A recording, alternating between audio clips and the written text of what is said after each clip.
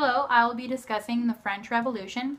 So, to begin, at the start of the revolution, the government in power was a monarchy that shared power with the nobility, and it was called the Ancien regime or the Old regime, and the king during the revolution was King Louis XVI. So there wasn't really any single cause for the French Revolution, but rather multiple things that provided the conditions for revolution, including that in 1789 employment had risen due to failed crops and overexpansion in industry. But with overseas commerce increasing, the French middle class had also grown. And within that middle class were Enlightenment thinkers who reshaped public opinion with ideas about freedom of press, freedom of expression, religion, the pursuit of knowledge. Rousseau was one of the notable Enlightenment thinkers who was influential during the revolution. And one of the jump-off points for the revolution would definitely be the establishment of the National Assembly, which came from the Third Estate of the Estates General. And this National Assembly, it wasn't composed of the nobility and the uber wealthy, but rather more of the people who spoke for the ordinary people, the majority of society.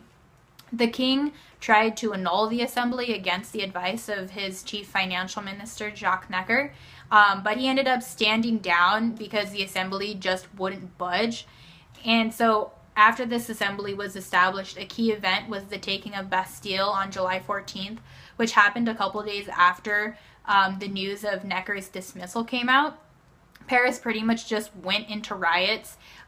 The king sent troops in, and the king eventually pulled his troops out, but there was death and bloodshed. But it showed that ordinary common people wanted to be involved politically and have a voice. And so following this, the National Assembly really wanted to take up sweeping reforms, and political clubs such as the Jacobins and multiple women's clubs and the Cordeliers, they emerged, and it just contained people who wanted to talk politics and critique the society that they lived in. So again, the conditions for revolution. A key event was in October of 1789. Thousands of women and men joined them. They marched to the royal palace at Versailles, broke into the royal family's apartment, but they were demanding help in getting grain because food was short, especially because of the bad economy, low unemployment. Rather high unemployment. And they were demanding help getting grain. But it was at this point the king, he moved back to Paris, and he was really forced to listen to public opinion. He didn't like what he was hearing because he didn't like the reforms the National Assembly was putting in place. And he had also fallen out of favor in a desacralized king. The author describes how humble folk no longer perceived their existence as part of an englobing destiny manifest in the history of the king. The king just wasn't the sun to their earth anymore. And people were even calling for the king to be put on trial for treason. And another key event was the September massacres. Pretty much the Parisians took vengeance against their traitors into their own hands, and 1,100 to 1,400 people died. And it was just weeks after the massacres ceased that the National Convention convened, abolished the monarchy, and established a republic. And so within this new established republic, so the king was out, and within this new republic there were of course divisions, notably being between the Girondins and the Mountain, the former being more moderate and the latter being more radical and in support of the Parisian militants. This conflict kind of came to a head. It came to a head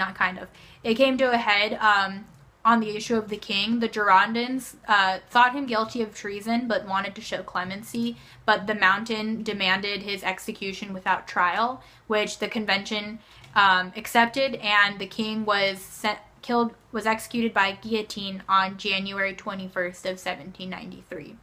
And so as a result of the king being executed and this new republic having been set up, the National Convention established an emergency government, which was highly centralized.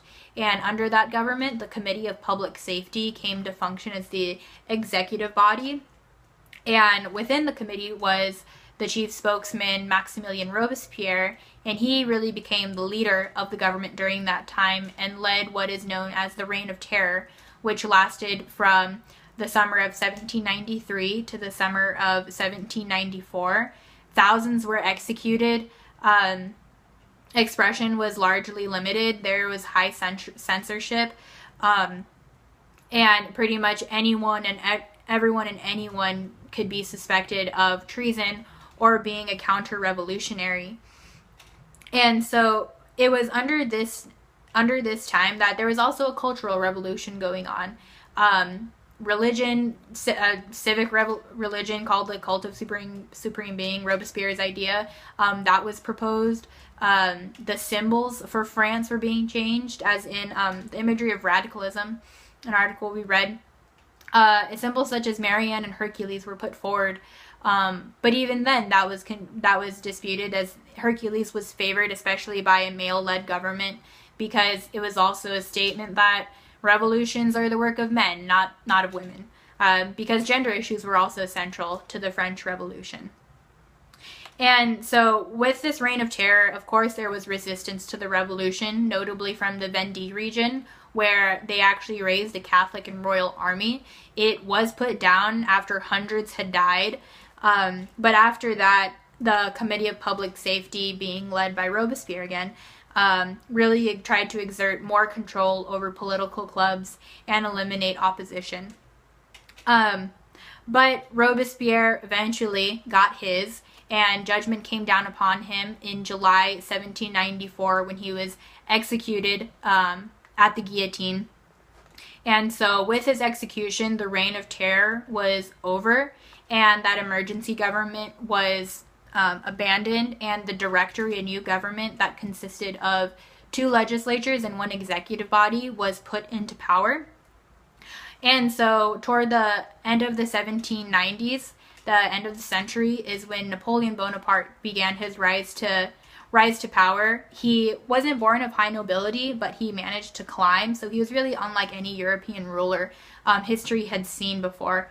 And it was in 1799, through a very effective propaganda machine, he came to power as the first consul in the consulate that he had established to replace the Directory. And then just years later, he crowned himself as emperor. He enjoyed his dictatorship for some years, but ultimately in 1813, after a war abroad that had spanned 23 years, he was defeated in the Battle of Nations, and his entire empire collapsed and he was exiled. And then it was after his exile that the Bourbon monarchy was reinstated.